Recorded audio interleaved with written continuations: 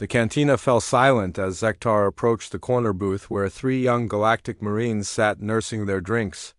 The massive Krillian warrior's 6 arms moved with practiced ease as he settled his armored bulk into the reinforced chair across from them.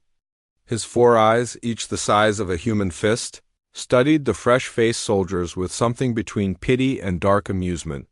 "You want to hear about the humans?" Zektar's voice rumbled like distant thunder. "You think you know what awaits you on the frontier worlds?" The youngest Marine, barely past his molting season, leaned forward eagerly. "Everyone says the humans are just another primitive species. Barely made it to space a few decades ago." Zektar's mandibles clicked in what passed for laughter among his kind. "That is what I thought too, young one. That is what we all thought." He gestured to the bartender for a flask of fermented kelp wine. "But the humans, they are not like any species the galaxy has ever seen." The cantina's ambient lighting cast eerie shadows across Zektar's scarred carapace. Battle marks from a dozen campaigns decorated his exoskeleton, but the 3 parallel gouges across his primary chest plate stood out from the rest. They were different, deeper, more jagged. "I have fought the crystal warriors of Vex Prime," Zektar began, his voice dropping to a whisper that somehow carried to every corner of the now silent establishment. "I have faced the hive mind of the Zephyrian swarms. I have stood against the battle mechs of the Steel Brotherhood." He paused, letting his words sink in. "But nothing prepared me for Earth." The second Marine, a Vorthan with purple-tinged scales, scoffed. "Come on, old-timer. They barely have energy weapons. Most of their military still uses projectile arms. Primitive slugs of metal. Primitive." Zektar repeated the word slowly, as if tasting something bitter. That word haunted my dreams for cycles after the campaign. He took a long drink from his flask. "Tell me, young warriors, what do you know of death worlds?" The Marines exchanged glances. Everyone knew about death worlds, planets so hostile that only the most vicious predators could evolve there. They were rare, maybe 1 in a million worlds across the galaxy. "Earth is not just a death world," Zektar continued. "It is the death world, the apex of hostile environments. For 4 billion rotations, that planet has been trying to kill everything that lives on it. Asteroid impacts that would sterilize most worlds. Ice ages that lasted millions of years. Supervolcanoes that blocked out the sun. And through it all, life not only survived, it thrived." He gestured toward the viewing port where stars twinkled in the endless black. "We evolved on worlds where the greatest threats were rival species or natural disasters that happened once in a lifetime. The humans evolved on a world where everything, the weather, the animals, the plants, even the microscopic organisms, was constantly trying to murder them." The Vorthan Marine shifted uncomfortably. "So they're tough. So what?" "Toughness doesn't win wars against superior technology." "Toughness." Zektar's mandibles clicked again. "You still don't understand. Let me tell you about the first time I saw a human in combat." The old warrior's eyes took on a distant look as he began his tale. "It was during the Kepler offensive. 3 full battle groups against a single human colony world. The humans had maybe 50,000 military personnel. We had 500,000. He paused to take another drink. "The battle was supposed to last 3 days. Standard orbital bombardment, followed by ground assault. Clean and simple. What happened?" The youngest Marine whispered. "They didn't fight like any civilized species," Zektar said. "When we began the orbital bombardment, they didn't retreat to bunkers or surrender. They scattered, just ... vanished into their world's terrain like they were part of it." The old warrior's primary arms gestured as he spoke, painting pictures in the air. "You have to understand, this wasn't even a military world. It was a farming colony. Civilians mostly. But when our dropships landed, we found ourselves fighting ghosts." "Ghosts?" "They knew their world in ways we couldn't comprehend. Every cave, every forest, every stream and hill and valley, they had grown up in that environment, been shaped by it. Where we saw obstacles, they saw advantages. Where we saw terrain, they saw weapons." Zektar's voice dropped even lower. The first squad we lost was Delta 7. 12 veteran warriors, full combat armor, energy weapons, sensor arrays. They were investigating a small farming settlement that showed signs of recent habitation. The cantina had grown so quiet that the hum of the air recyclers seemed deafening. The settlement was empty, buildings intact, but no life signs. So Delta 7 began their standard search pattern. Zektar's eyes fixed on each of the young Marines in turn. They never had a chance. What killed them? One human, one. Zektar held up a single clawed finger. A female, according to the forensics team that examined the aftermath. Maybe 60 years old by human standards? A farmer. The Vorthan Marine laughed nervously. One elderly human killed 12 armored warriors. She didn't just kill them. Zektar's voice became deadly serious. She hunted them. Like they were prey animals? He leaned forward, his massive form casting shadows across the table. The first warrior died from what the humans call an improvised explosive device. Simple chemicals from her farm, packed with metal fragments. Hidden under debris that looked natural. When it detonated, it didn't just kill him, it sent a message. She was declaring war. The squad leader called for backup and ordered a withdrawal to defensive positions. Smart tactical thinking. Except the human had already anticipated that response. Zektar paused, letting the tension build. She had spent days preparing that settlement. Every building, every piece of equipment, every pile of debris had been weaponized. As the squad moved to their extraction point, she triggered the second device. Another bomb? Worse. She had rigged the settlement's fusion reactor to overload. Not enough to destroy the area, but enough to create massive electromagnetic interference. All their communications, sensors, and navigation systems went dark. The young Marines were hanging on every word now, their drinks forgotten. In the confusion and panic that followed, she struck again, and again. Single shots from concealed positions. Traps that used their own body weight against them.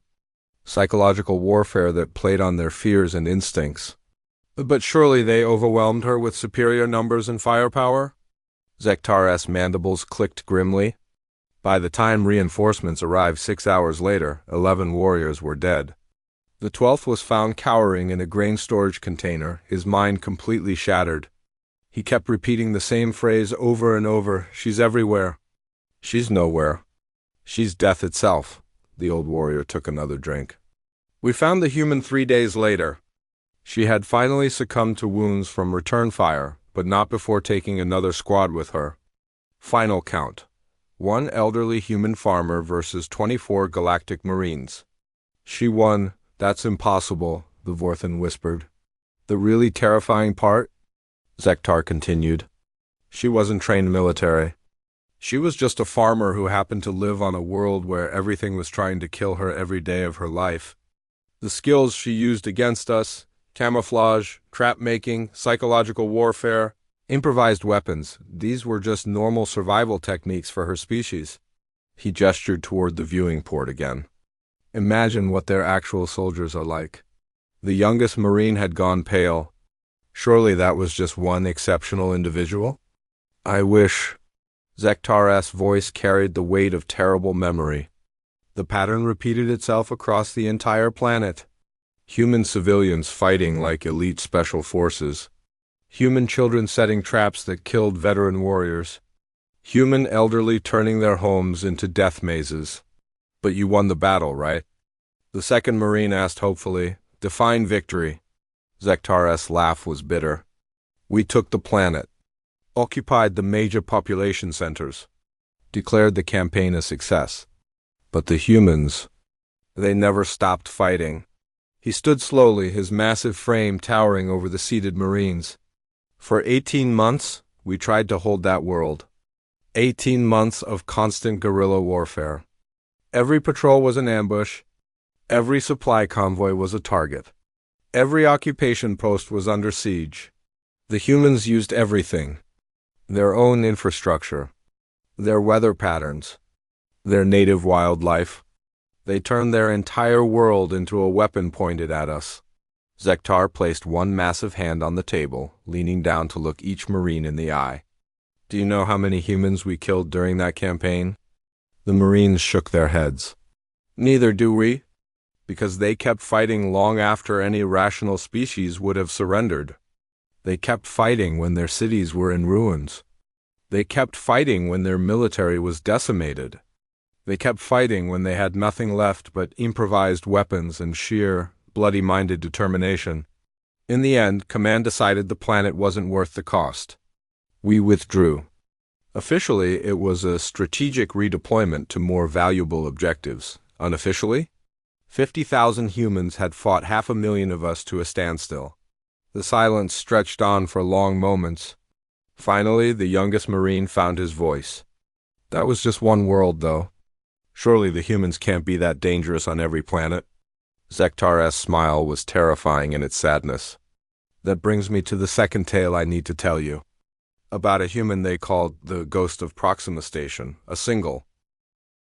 The next evening, the three young Marines were already waiting when Zektar arrived at the cantina. Word had spread about the old warriors' stories, and the establishment was packed with soldiers from a dozen different species, all eager to hear about the mysterious humans. The bartender had reserved the corner booth, and extra seating had been arranged in a rough circle around it. Zektar surveyed the crowd with grim satisfaction. Good, you should all hear this. Every warrior who might one day face humanity deserves to know what they're truly up against. He settled into his reinforced chair with the careful movements of someone carrying old injuries. The cantina fell silent except for the quiet hum of life support systems. The siege of Kepler 442 was supposed to be the final blow, Zektar began, his voice carrying easily to every corner of the room. 3 battle fleets, 60 capital ships, 2 million ground troops. The largest military operation in galactic history, all focused on one human colony world. He gestured toward a holographic display that showed the tactical situation. The humans had fortified the planet well. Underground bunkers, orbital defense platforms, a respectable fleet of their primitive ships. But they were outnumbered 50 to 1. High Command estimated the siege would last 2 weeks at most. A cetacean officer in the back raised a fin. What made this world so important? Strategic position, Zektar replied. Kepler 442 controlled the hyperspace junction between the core worlds and the outer rim. Take it, and we could cut human space in half. More importantly, it was their biggest military training facility. If we could capture it intact, we'd learn their tactics, their technology, their strategic thinking. He paused to take a drink. What we learned instead was that human military doctrine is based on one fundamental principle. There is no such thing as impossible odds. The old warrior's eyes grew distant as he recalled the events. I was part of the initial orbital assault force. My unit's job was to secure Landing Zone Alpha, a flat area near the planet's main military academy. Intelligence said it was lightly defended, perfect for establishing a forward base. The drop was textbook perfect. 600 drop pods, synchronized landing, immediate perimeter establishment. We had artillery, air support, enough firepower to level a small city. The humans had maybe 200 cadets and instructors in the area. Zektar's mandibles clicked softly. What we didn't know was that this wasn't just any military academy. It was the human equivalent of our war college. The most elite training facility in their entire military. So you were fighting their best soldiers? Someone called out, no. Zektar's response sent a chill through the room. We were fighting their teachers. And their students. He stood and began pacing, his massive form casting shifting shadows in the cantina's dim lighting. The first sign that something was wrong came 30 minutes after landing. Our perimeter scouts reported movement in the forest surrounding the landing zone, but sensors showed nothing. Classic guerrilla tactics, the Vorthan Marine from the previous night observed. I thought so too. Standard insurgency playbook, hit and run attacks, psychological warfare, avoid direct confrontation. Zektar's laugh was bitter. I was an idiot. The humans attacked at dawn. Not the quick raids I expected, but a full frontal assault. 200 Academy personnel. Against 600 veteran Galactic Marines in fortified positions. They should have been massacred. Should have been. Zektar stopped pacing and fixed his gaze on the crowd. Instead, they did something that violated every principle of military strategy I had ever learned. The silence stretched until someone couldn't stand it anymore. What did they do? They charged. Zektar's voice was barely above a whisper. Across open ground, into prepared positions. Against superior firepower and overwhelming numbers. They charged, and died, surely. Some of them. But not before teaching us that human military doctrine doesn't just accept casualties, it embraces them as a tactical tool. Zektar activated a small holographic projector showing the battlefield layout. Our defensive line was perfect. Overlapping fields of fire, multiple fallback positions, artillery support. Any rational military force would have been stopped cold. But the humans had studied that landing zone for years. Every rock, every tree, every depression in the ground. They knew exactly how we would deploy, because they had wargamed this exact scenario dozens of times. The hologram shifted to show attack vectors. The charge wasn't random. It was precisely calculated chaos. Small units moving at different speeds, using terrain features we hadn't even noticed. Some groups drew our fire while others flanked our positions. Some fell back while others pressed forward. It was like watching a living organism adapt in real time to our defensive strategies. A young stellar marine raised his hand. But surely your superior training and equipment gave you an advantage? Our training taught us to fight other civilized species, Zektar replied grimly.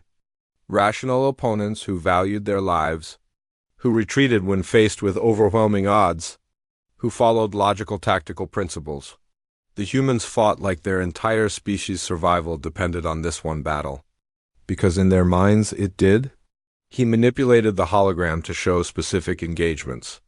I watched a human cadet, couldn't have been more than 20.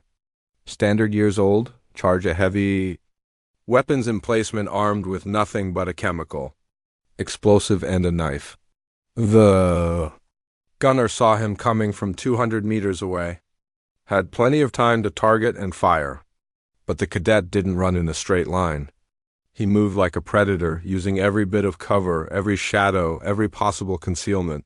When the gunner finally got a clear shot, the human was already too close. The explosive detonated, killing them both and taking out our heaviest weapon.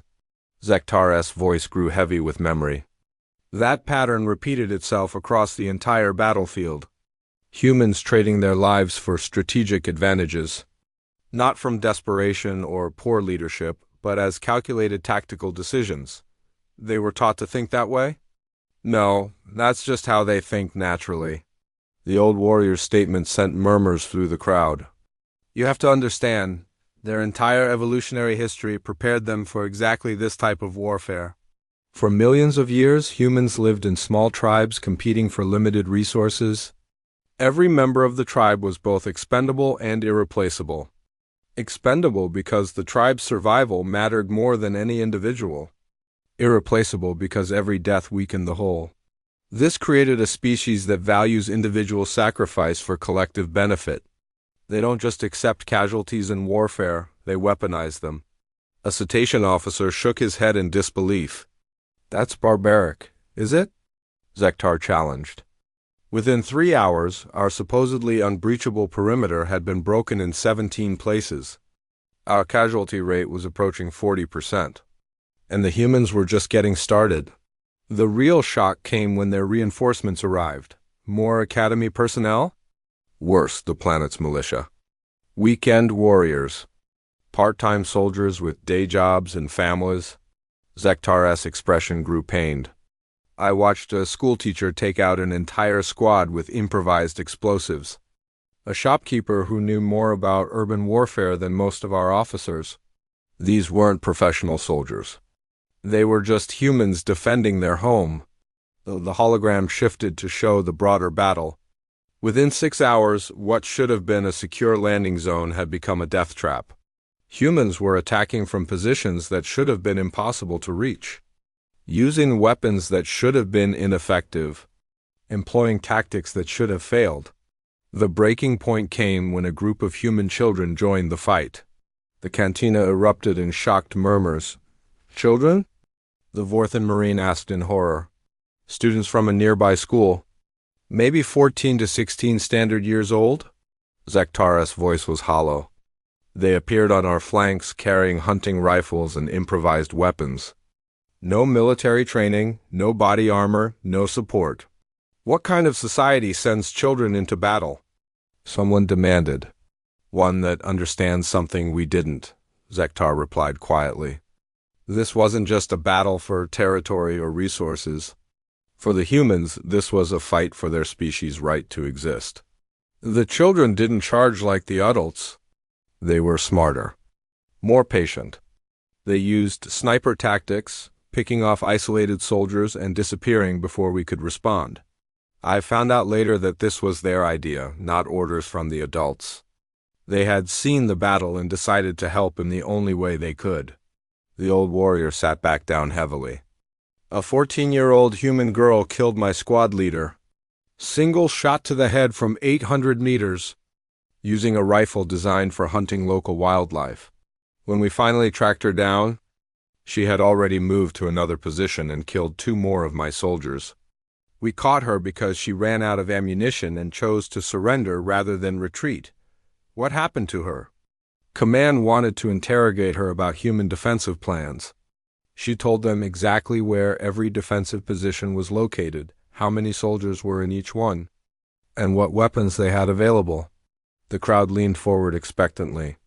Everything she told them was a lie. Perfectly crafted misinformation that led to 3 separate ambushes over the next 2 days. A child had manipulated our intelligence officers like they were pieces on a game board. On the 3rd night, the cantina was standing room only. Word had spread throughout the station about Zektar's revelations, and officers from every branch of the galactic military had come to hear his final tale. The air recycler struggled to keep up with the crowd, and the bartender had brought in extra staff to handle the unprecedented demand. Zektar surveyed the packed room with satisfaction tinged by sadness. These young warriors deserved to know what they might face, what he had faced. Before I begin tonight's tale, the old warrior announced, his voice carrying easily over the murmurs of conversation, I need you to understand something about perspective. He gestured toward the crowd. Every species here tonight evolved on worlds that taught them survival meant avoiding danger. Flight over fight. Cooperation over confrontation. Peace over war.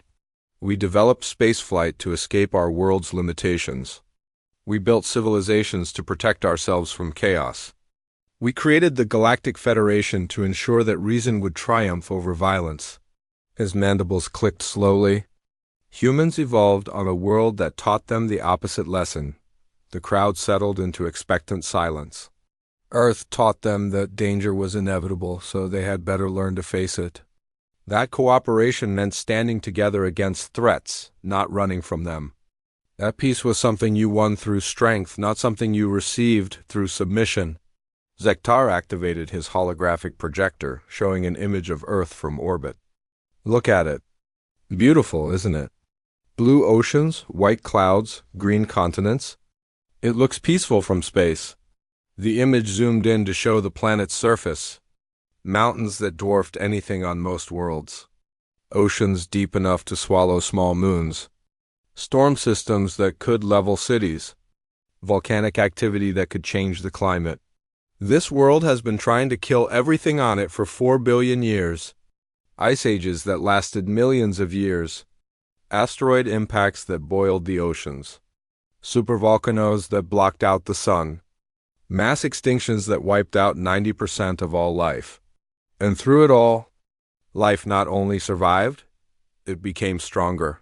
He paused, letting the implications sink in. That is the first lesson of Earth. Adversity doesn't destroy you unless you let it. It either makes you stronger or it teaches your children to be stronger. The image shifted to show human cities. Gleaming towers that stretched toward the sky despite being built in regions prone to earthquakes. hurricanes, and other disasters. Humans don't build their cities where it's safe. They build them where it's profitable, where it's beautiful, where it serves their purposes. Then they engineer solutions to make them survivable. That is the second lesson of Earth. The environment doesn't dictate your limitations. You adapt the environment to your needs. Zektar's voice grew thoughtful. But the third lesson is the one that makes humanity truly dangerous. Earth taught them that existence itself is a competition, and the prize for winning is the right to define reality for everyone else. A stellar Marine in the front row raised his hand. "Commander, are you saying humans are naturally aggressive?" "No," Zektar replied immediately. "Aggression is what animals display when they're threatened. What humans display is something far more sophisticated and infinitely more dangerous. They display intent." He began pacing, his massive frame moving with surprising grace. "Aggression is emotional. Intent is rational. Aggression responds to immediate threats. Intent shapes the future to prevent threats from emerging. That brings me to the final tale I need to tell you. The day I understood that humanity isn't just another spacefaring species. They are something entirely new in the galaxy." The old warrior stopped pacing and faced the crowd directly. "This happened 6 months after the Kepler 442 campaign. I had been invalided out of active service due to psychological trauma. Command said I needed rehabilitation before returning to duty. I was stationed on Taurus Station, a medical facility in neutral space. Officially neutral anyway. In practice, it was where both sides sent personnel who needed extended treatment for combat-related conditions. That's where I met him. A human who called himself simply Marcus. The name seemed to carry weight in the silent cantina. Marcus was a patient in the ward next to mine. Officially, he was being treated for injuries sustained in a training accident. Unofficially, everyone knew he was one of the devil dogs from Kepler 442. Zektar's voice dropped to barely above a whisper. The first time I saw him, he was sitting in the station's observation lounge, staring out at the stars. Just a normal-looking human. Medium height, brown hair, maybe 35 standard years old. Nothing about him screamed elite warrior or unstoppable killer. That was my first clue about how dangerous he really was. The old warrior activated another hologram. This one showing the interior of a space station. I had been avoiding the common areas, trying to process what I had experienced during the siege. But my therapist insisted that social interaction was essential for recovery. So I forced myself to use the observation lounge during off-peak hours. When it was usually empty, Marcus was there every time. Did you talk to him? Not at first. We just sat in the same space, looking out at the stars. Two veterans from opposite sides of a war, trying to understand what we had experienced. It went on like that for weeks. Silent coexistence. I was afraid to approach him, and he seemed content to ignore my presence. What changed? One evening, a group of junior officers came into the lounge. Young hotshots from various species, talking loudly about their combat experiences. The kind of soldiers who had never seen real fighting but thought they understood warfare. Zektar's expression grew disgusted. They started boasting about how they would handle the human problem, how primitive humans were doomed once the galaxy's superior civilizations decided to take them seriously. Marcus didn't react, didn't even look in their direction, just kept staring at the stars. But I could see something change in his posture, a tension that hadn't been there before. One of the officers, a Centauran lieutenant, noticed Marcus and decided to make him part of their entertainment. The old warrior's mandibles clicked ominously. The lieutenant walked over and started asking Marcus questions. What unit was he from? How many aliens had he killed? What it felt like to know his species was doomed. Marcus answered every question politely. Honestly, he told them he was a Marine, that he had killed as many enemies as necessary to complete his missions, that he thought the future was uncertain and would be determined by the choices people made. The lieutenant wasn't satisfied with reasonable answers. He wanted to provoke a reaction. What did he do? He started describing what would happen when the Galactic fleet finally decided to end the war decisively. How human worlds would be bombarded into submission.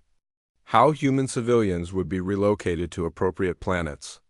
How human military personnel would be re-educated to serve galaxy civilization.